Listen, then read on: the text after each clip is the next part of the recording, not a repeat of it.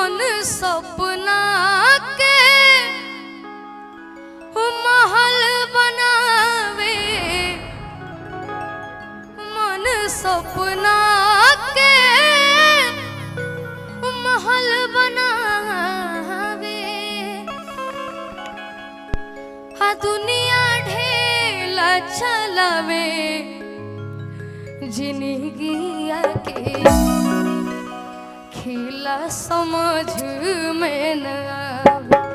जिंदगिया के खेला समझ में न आवे।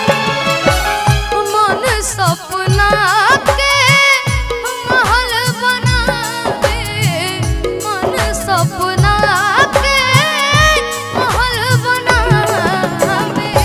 दुनिया ढेला चलावे, जिंदगिया के खेला समझ में न आवे।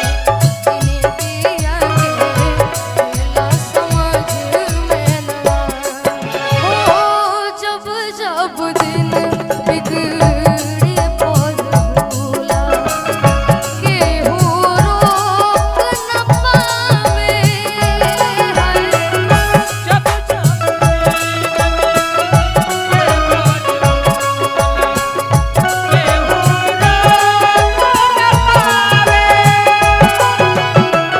जब जब दिन बिगड़े पर भोला, केहू रोक न पावे।